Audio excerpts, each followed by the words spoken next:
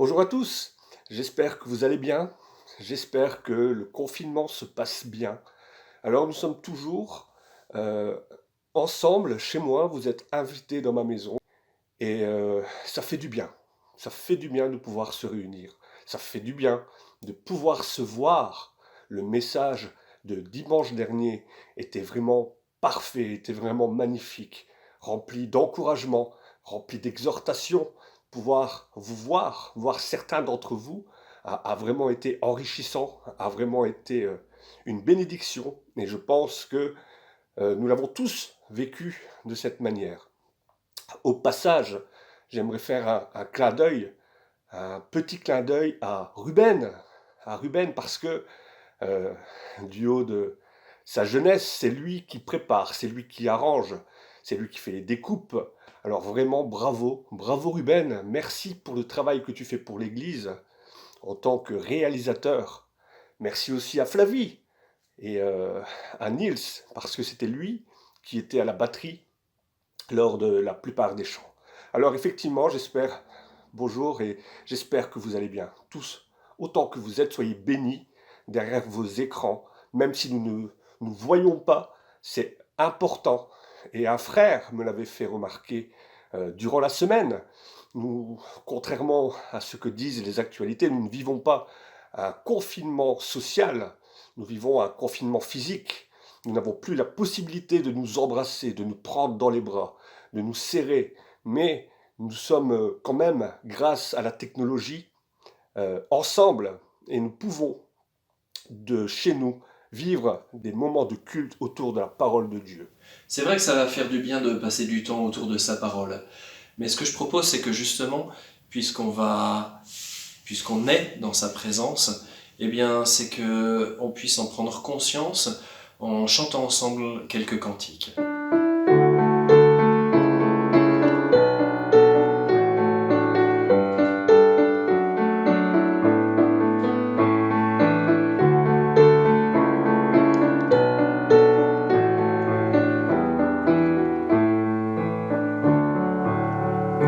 Dieu, tu es ma force, ma consolation, une lampe devant mes pas.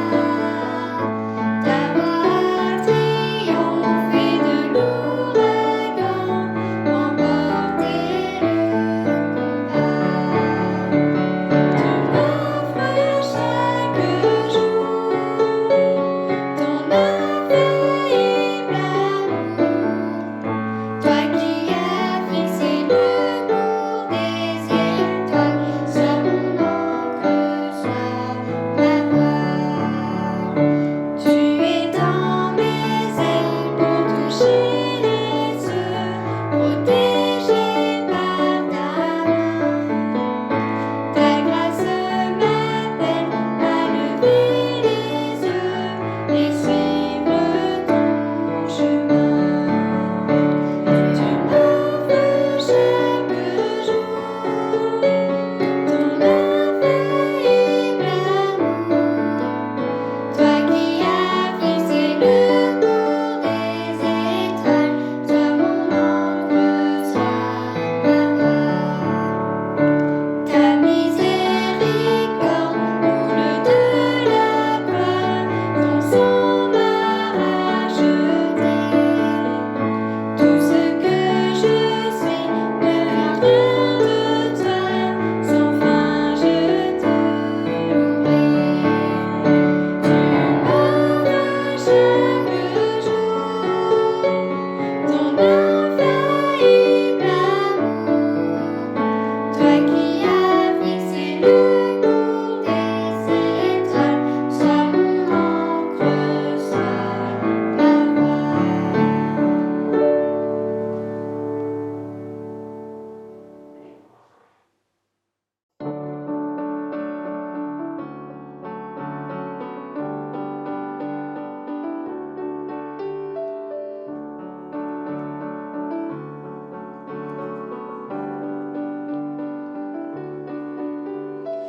Gloire à ton nom, gloire à ton merveilleux nom, Jésus.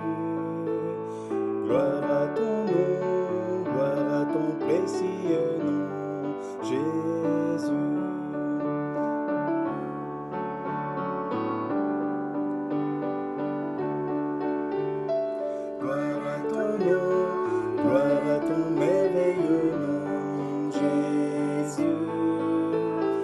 Gloire à ton nom, gloire à ton précieux nom, Jésus. Il me donne force et courage, il me donne amour et paix, il me donne puissance et autorité.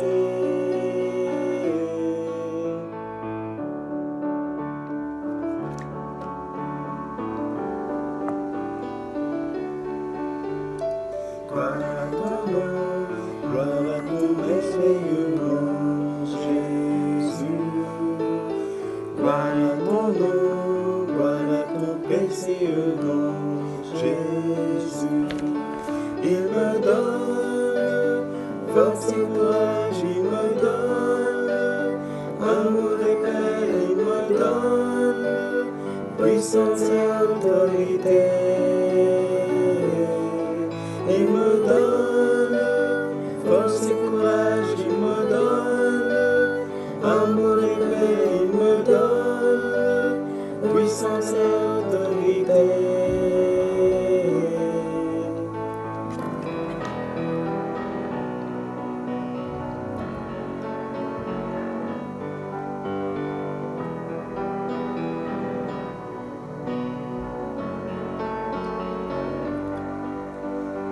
Au cœur de l'épreuve, tu es avec moi, je m'attache à ton nom. Et en plein désert, tu restes avec moi, rien n'est plus fort que ton nom. Au cœur de l'épreuve, tu es avec moi, je m'attache à ton nom. Et en plein désert, tu restes avec moi, rien n'est plus fort que ton nom. Tu me donnes force et courage, tu me donnes amour et paix, tu me donnes puissance et autorité. Tu me donnes force et courage, tu me donnes amour et paix, tu me donnes puissance et autorité.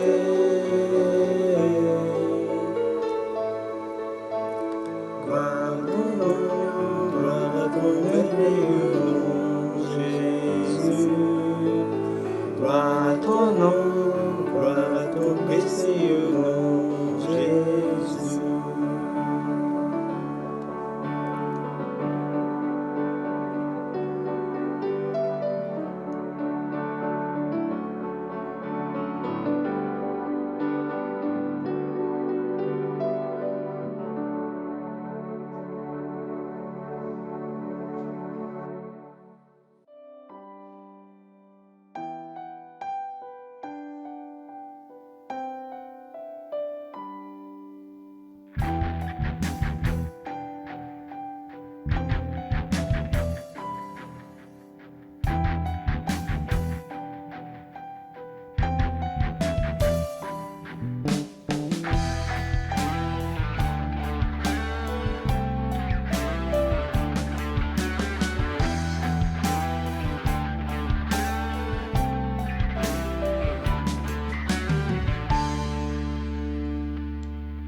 Dans ce monde autour de moi, je sais que j'ai peur parfois.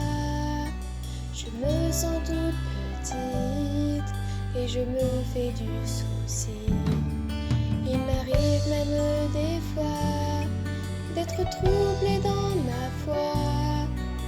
Tout est de ma valeur et de rechercher ailleurs. Mais je sais que tu es là, tu es toujours près de moi. Je peux tout te confier, tu ne m'abandonnes jamais. Jésus, mon meilleur ami, tous les jours et même la nuit, c'est sûr.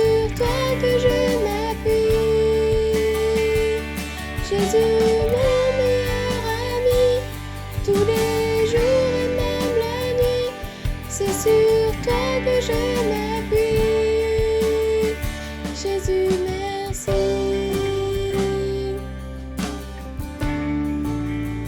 Jésus, merci.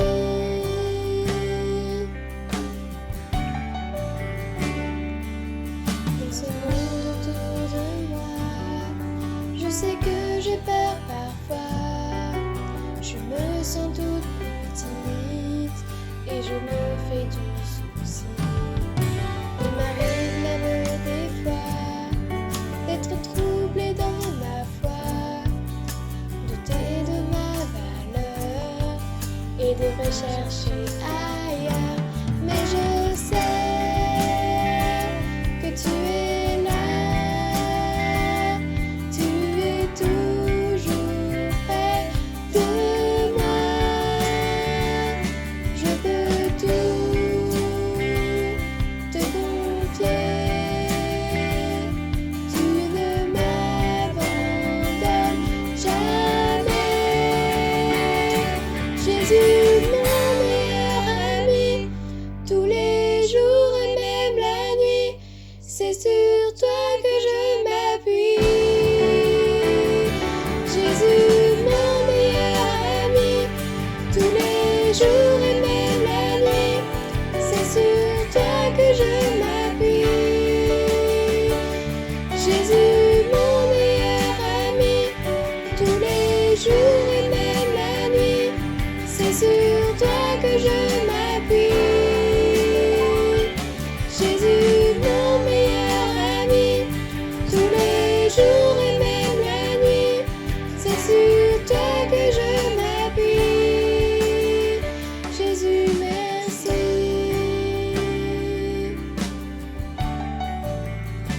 Jésus, merci.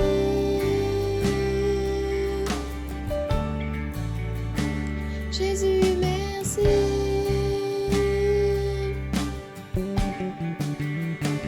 Jésus, merci.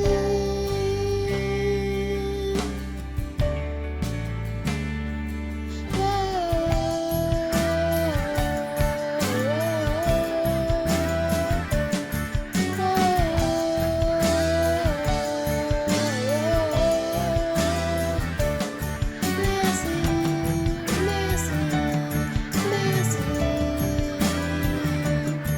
merci, merci, merci,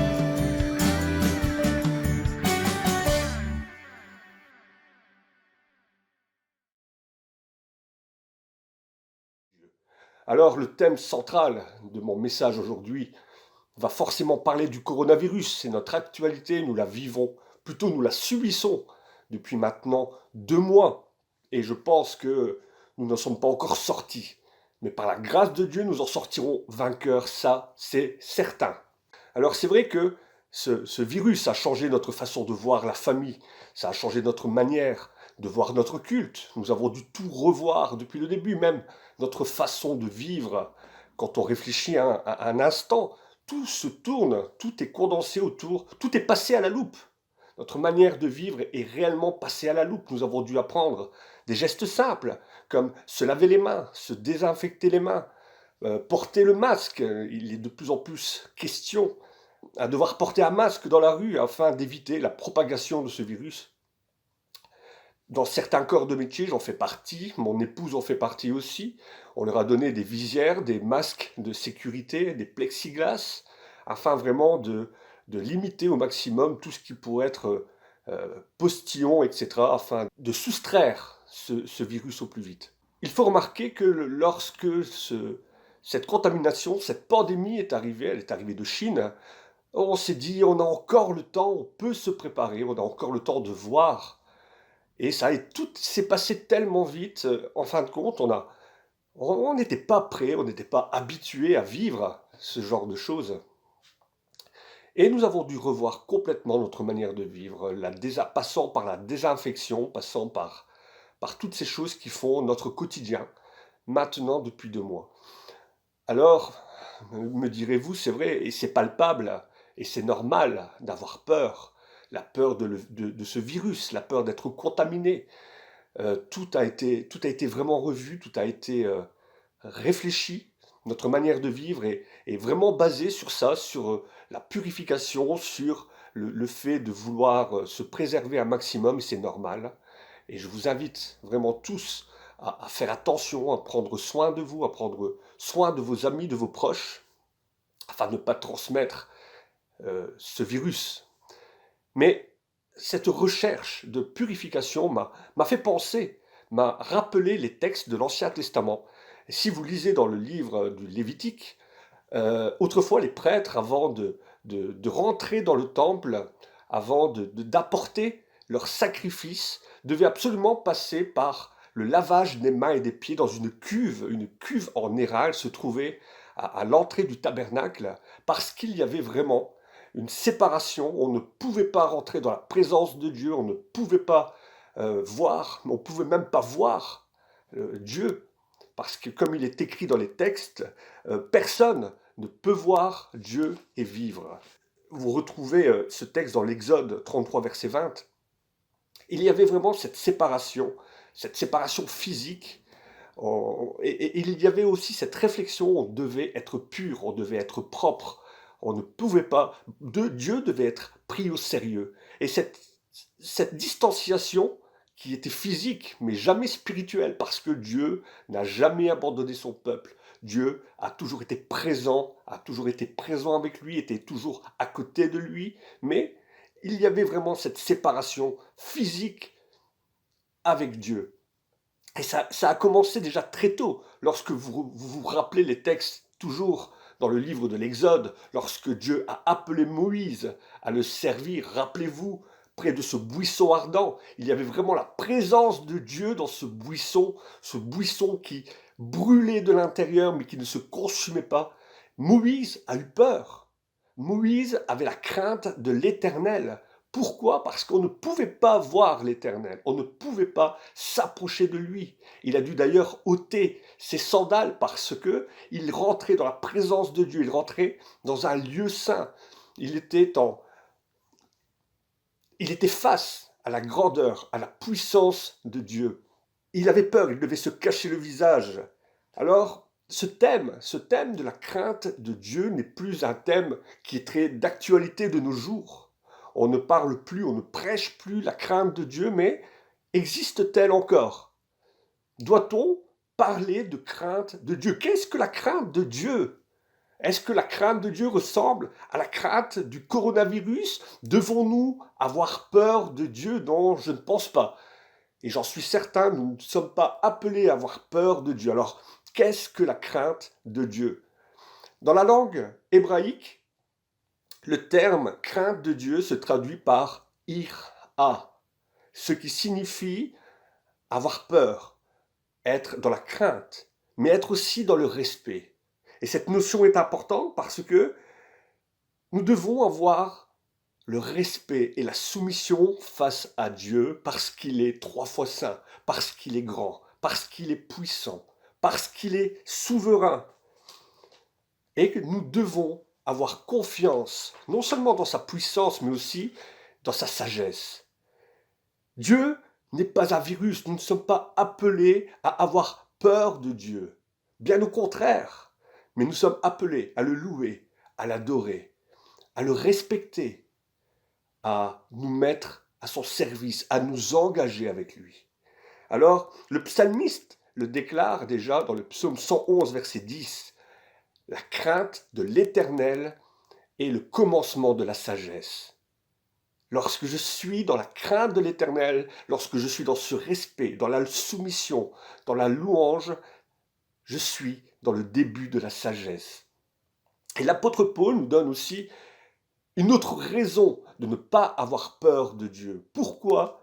Romains 8, verset 1, c'est qu'il n'y a plus de condamnation pour celui qui est en Jésus-Christ. Quel fabuleux encouragement que de savoir qu'il n'y a plus de condamnation pour ceux et pour celles qui sont en Jésus-Christ. Alors non seulement nous ne sommes pas appelés à avoir peur de Dieu, mais en plus, et Bien évidemment, nous ne sommes pas non plus appelés à faire peur de Dieu. Nous avons entendu et nous entendons chaque jour aux actualités de mauvaises nouvelles.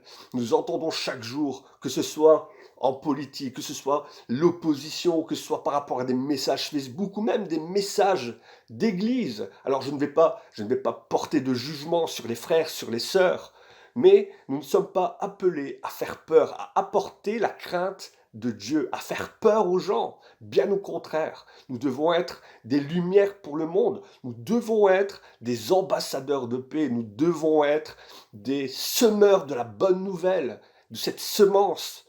Nous devons être et nous devons apporter la paix, la joie, l'amour autour de nous pour témoigner de quelle manière Dieu nous a sauvés et de quelle manière Dieu a mis la paix en nous. Et de toute façon, l'évangile, la bonne nouvelle de Jésus-Christ, n'appelle pas à la peur. L'évangile n'appelle pas à la peur, loin de là. D'ailleurs, le prophète Isaïe l'avait témoigné dans Ésaïe 44, verset 8, il est écrit « N'ayez pas peur, n'ayez pas peur, ne tremblez pas, vous êtes mes témoins. Y a-t-il d'autres dieux que moi? Y a-t-il d'autres dieux que moi? Il n'y en a pas d'autres. Et je ne connais pas d'autres rochers. » Effectivement, Dieu est le rocher sur lequel nous pouvons nous appuyer. À travers les mauvaises nouvelles que nous voyons, nous savons que Dieu est notre rocher sur lequel nous pouvons nous appuyer en étant sûrs que nous n'allons pas trembler, que nous n'allons pas nous effrayer, que nous n'allons pas nous écrouler. Et un peu plus loin, si vous regardez même le jour de la naissance de Jésus, les anges eux-mêmes ont dit aux bergers, n'ayez pas peur, n'ayez pas peur. Je vous annonce une nouvelle qui sera pour tous les peuples un sujet de grande joie. Jésus-Christ est le sujet de grande joie. Quel message, quel plus beau message pouvons-nous apporter au monde qui vit dans la peur, au monde qui tremble actuellement, que de dire, n'ayez pas peur. Jésus-Christ est le sujet de notre joie. Jésus-Christ est la bonne nouvelle. Alors aujourd'hui encore, Jésus-Christ, comme il le fit lorsque il commença son ministère, il y a 2000 ans maintenant, il appelle ses disciples, il a appelé ses disciples et il nous appelle encore à nous mettre en marche, à avancer avec lui. Autrefois, il y avait cette distanciation physique. Maintenant, Jésus-Christ est avec nous. Jésus-Christ est dans notre maison. Jésus-Christ est dans notre cœur et il nous appelle à marcher avec lui. Il nous appelle à sortir de notre confinement spirituel. Il nous appelle à ne pas avoir peur, il nous appelle à marcher avec lui, il nous appelle à nous mettre en action avec lui, il nous appelle à apporter vraiment ce sujet de joie. Alors, comment ça fonctionne? Comment ça fonctionne? Je veux dire, Jésus-Christ est avec moi, et comment ça fonctionne? Comment je fais? Comment je peux faire pour marcher avec lui, pour me mettre en action avec lui? Eh bien, Dieu réagit par rapport à moi un petit peu comme avec un miroir. On a tous, et on est tous, un jour au matin, lorsqu'on se prépare, nous nous plaçons devant un miroir, et nous l'avons tous déjà remarqué, lorsque j'avance, mon reflet s'avance aussi. Et lorsque je recule, mon reflet recule avec moi. Eh bien, c'est la même chose avec Dieu. Plus je vais m'approcher de lui, plus il va s'approcher de moi. Et si je ne veux pas de sa présence, parce que Dieu n'oblige personne à rentrer dans sa présence, si je me recule de sa présence, Dieu ne va pas s'imposer, Dieu va reculer. Alors qu'est-ce que vous préférez, frères et sœurs? Vous préférez être dans sa présence ou vous préférez vous retirer de sa présence? Ah, nous avons tous envie, bien au contraire, de nous approcher de lui. Comme il est écrit, comme Jacques le dit, en Jacques 4, verset 8, « Approchez-vous de Dieu et il s'approchera de vous. » Amen. Nettoyez vos mains, pécheurs, purifiez vos cœurs, hommes irrésolus. On retrouve toujours cette idée de se nettoyer, de se purifier, parce que lorsque nous rentrons, lorsque nous voulons être dans la présence de Dieu, nous devons vraiment nous purifier, prier, confesser nos péchés. Et lorsque je m'approche de lui d'un cœur sincère, il s'approchera de moi. Alors Dieu veut cette relation, une relation qui doit être dynamique. Dieu n'est pas un Dieu pantouflard, Dieu ne veut pas que nous ne passions notre temps à même prier. Dieu veut une relation dynamique avec lui. Il veut que nos prières viennent du cœur, il veut que ce ne soit pas de simples litanies, que ce ne soit pas de simples mots que l'on dit, des mots bien faits. Non, Dieu veut une relation dynamique avec moi, avec nous, avec vous. Et comment ça se passe? Comment ça se passe pour avoir cette relation dynamique avec lui? Eh bien, tout simplement, et vous en avez peut-être chez vous, ou alors vous en avez tous forcément déjà vu un, vous savez, ces espèces de pendules, ou alors les perpétuels. Vous voyez de quoi je parle?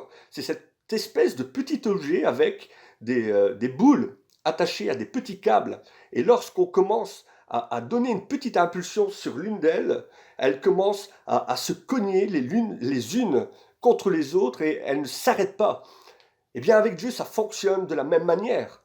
Dieu attend de nous une petite action, pas quelque chose de grand, pas quelque chose de fort. Dieu n'attend pas de nous que nous ayons des réussites. Dieu nous demande juste d'avoir cette petite impulsion au départ. Une petite impulsion et qui va créer de grandes choses.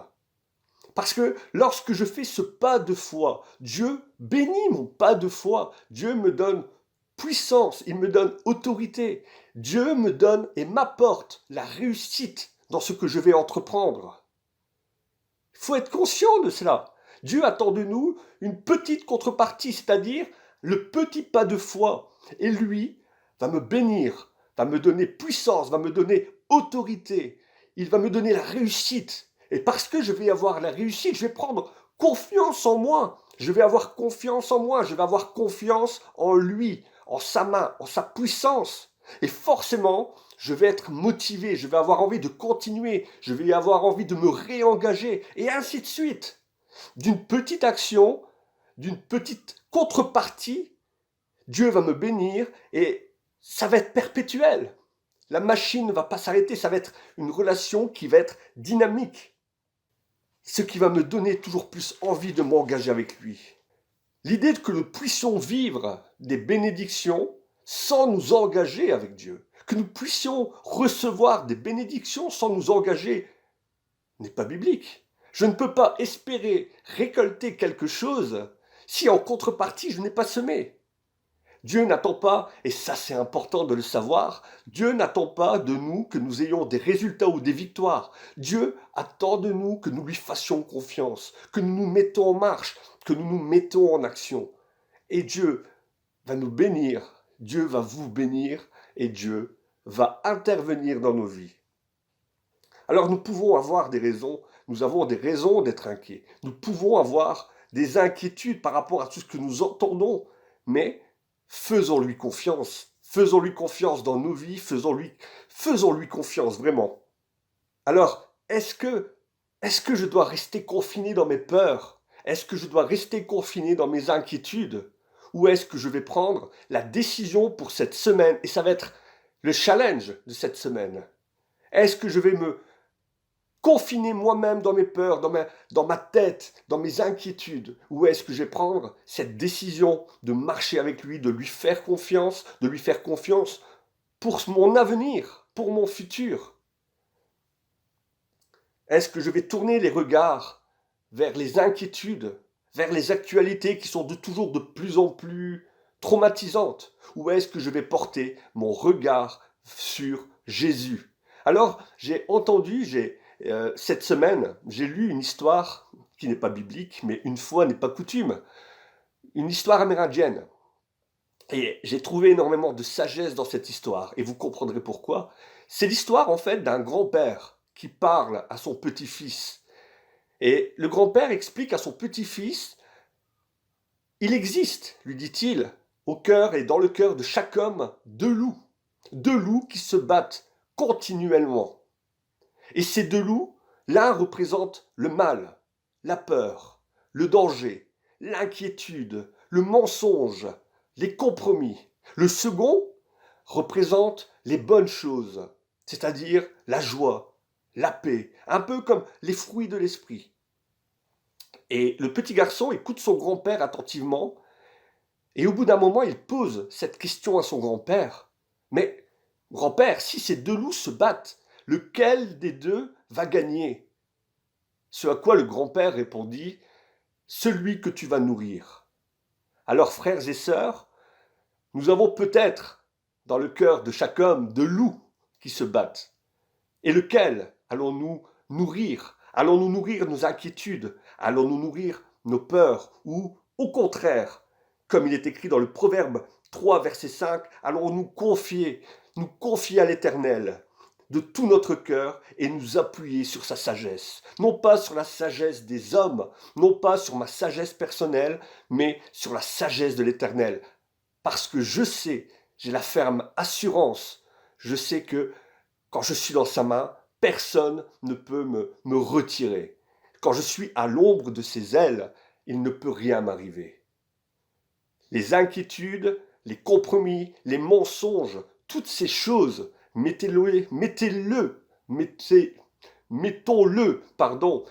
tout cela de côté et tournons notre regard vers Jésus, tournons notre regard vers l'Éternel, appuyons-nous sur sa sagesse, il est le rocher sur lequel je ne vacillerai pas, sur lequel je serai inébranlable.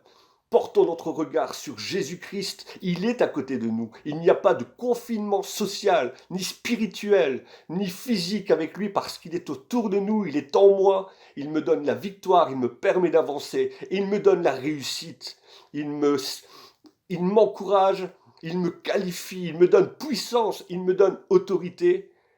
Et par ce nom de Jésus, je sais que je suis déjà plus que vainqueur. Seigneur Jésus, je suis conscient, Seigneur, je suis conscient que ce n'est pas par mon savoir, ce n'est pas par ma sagesse, ce n'est pas par ma théologie, Seigneur, que je peux m'approcher du trône de ta grâce, mais c'est couvert par le sang précieux de Jésus-Christ. Jésus-Christ crucifié et ressuscité. Alors Seigneur, je veux te louer, te bénir, te rendre grâce et te remettre, Seigneur, toutes les personnes, toutes les frères, les sœurs qui écouteront ce message et toutes les autres personnes, que tu puisses les bénir là où elles sont. Merci Seigneur pour la participation des enfants, merci pour leur engagement, merci Seigneur pour avoir tenu, avoir porté, avoir apporté bonne santé Seigneur aux plus anciens de notre assemblée, que tu puisses continuer Seigneur à les bénir. Nous voulons proclamer ta victoire, nous voulons tout au long de cette semaine proclamer ton nom, nous voulons tout au long de cette semaine proclamer tes guérisons parce que nous savons que tu es resté le même, que ta main n'est pas trop courte, que tu as toujours cette puissance et cette autorité sur la mort, sur la maladie. Alors, Seigneur, sois loué, sois béni. Et que vraiment, Seigneur, à travers les moments difficiles de la semaine, nous puissions voir ta main, agir, Seigneur. Que tu puisses nous ouvrir le chemin, que tu puisses nous aider aussi à faire ce pas de foi. Et je te prie, Seigneur, pour toutes les personnes malades, que ce soit dans nos assemblées ou ailleurs, afin que vraiment tu puisses, Seigneur, leur montrer que tu es le Dieu des guérisons. Je te remets aussi toutes ces personnes, Seigneur, ces infirmières, ces infirmiers, les médecins, les docteurs, les aides-soignantes, mais aussi toutes ces personnes, Seigneur, qui travaillent tous les jours de la semaine à notre confort. Je pense aux magasins, aux caissières, je pense aux facteurs qui apportent les courriers, je pense à ceux et celles qui travaillent dans les transports, Seigneur, et qui seront soumis à cette maladie. Eh bien, Seigneur, je te les remets, afin que tu puisses les garder, eux aussi. À toi soit la gloire. Amen. Soyez bénis. C'est toujours avec beaucoup de plaisir que nous pouvons apporter la parole de Dieu. Merci, comme l'a dit André la semaine dernière, merci à la technologie qui nous permet d'avoir ces cultes ensemble. Alors je vous retrouve bien prochainement pour un prochain message. Soyez bénis, soyez encouragés, portez-vous bien et prenez soin des autres. Prions pour les uns les autres, prenez contact avec les uns les autres. Ça fait plaisir de se voir, ça fait plaisir de s'entendre. Et nous avons la possibilité maintenant, tout en sécurité, de pouvoir apporter du réconfort et de l'encouragement aux personnes que nous aimons. Alors soyez bénis et j'espère vraiment vous revoir au plus vite. Amen. Merci Fred pour ce message. Ça fait du bien de se rappeler que le Seigneur est présent dans nos vies 7 jours sur 7, 24 heures sur 24. Et nous, en réponse, eh bien, nous avons besoin de nous engager avec lui, aussi 7 jours sur 7, 24 heures sur 24. Et c'était dans ce sens-là que la semaine dernière, on vous avait proposé un sujet de prière par jour, un sujet de prière par rapport à la crise actuelle. Et c'est vrai que le monde autour de nous a besoin de prière, et rien ne nous empêche, dans la semaine qui vient, dans les semaines qui viennent, de continuer à garder ce rythme. C'est des sujets qui vont rester vrais dans les semaines à venir, et c'est des sujets qui nécessitent encore notre intercession. Donc ça nécessitera peut-être de trouver vous-même quelques textes, peut-être quelques idées, de vous lancer vous-même peut-être quelques défis, mais peut-être de garder comme ça ce rythme avec un sujet par jour. Évidemment, on vous rappelle la nécessité de prier les uns pour les autres, personnellement, précisément, et on en a besoin toujours, mais peut-être encore plus en ce moment. Cette semaine, j'ai pas forcément de défi à vous proposer, mais c'est vrai que maintenant ça va faire quelques semaines qu'on a des contacts téléphoniques, et la technologie aidant, André nous l'a rappelé la semaine dernière, on a des possibilités technologiques qui nous permettent de se voir, de discuter, d'aller plus loin qu'un simple coup de fil. Et c'est ce que j'aimerais vous proposer ce mardi à 18h, que l'on puisse passer un petit temps par vidéoconférence. Alors pour certains, ça paraît peut-être un défi technologique, mais je vous assure que ça va être quelque chose d'extrêmement simple. Vous allez recevoir un mail, il y aura juste un lien à cliquer, donc à l'heure dite sur le mail, et vous allez arriver directement à un endroit où je serai présent par vidéo, et on vous expliquera comment ça fonctionne, mais on a volontairement choisi un outil extrêmement simple. Voilà, pour ceux qui nous écoutent et qui ne sont pas abonnés à la newsletter de l'Église, eh bien, je vous encourage à vous rapprocher de votre église habituelle ou d'une église qui est dans votre secteur. La plupart des églises ont mis en place ce genre de rendez-vous. Et c'est tellement important de passer du temps ensemble, de ne pas être isolé dans notre foi, de ne pas se remplir la tête de connaissances par des vidéos, par juste des enseignements, mais de pouvoir vivre les choses ensemble. À défaut, comme l'a rappelé Fred, d'être ensemble physiquement, on peut au moins être ensemble spirituellement et je dirais socialement grâce à ces outils technologiques. Voilà, donc rendez-vous mardi. Notre temps de culte arrive doucement à la fin, mais nous avons quelques nouvelles encore qui nous ont été envoyées, et sans plus attendre, eh bien, je vous propose de voir les salutations des uns et des autres. Que votre semaine soit bénie et que la gloire lui revienne. Bonne semaine. Bonjour à vous tous, on espère que vous allez bien et que le Seigneur vous bénisse en attendant qu'on se revoie ensemble. Et on est content de vous avoir vu sur les vidéos. Bisous à tout le monde. Bisous à tout le monde. Bonjour à tous, nous sommes contents de vous voir en famille et là aussi pour souhaiter à chacun des membres de notre Église une bonne fin de confinement, voilà, et que le Seigneur les garde. Et pour ma part, eh bien voilà, j'ai eu quelques soucis de santé, et alors maintenant ça va beaucoup mieux grâce à votre soutien dans la prière, et voilà,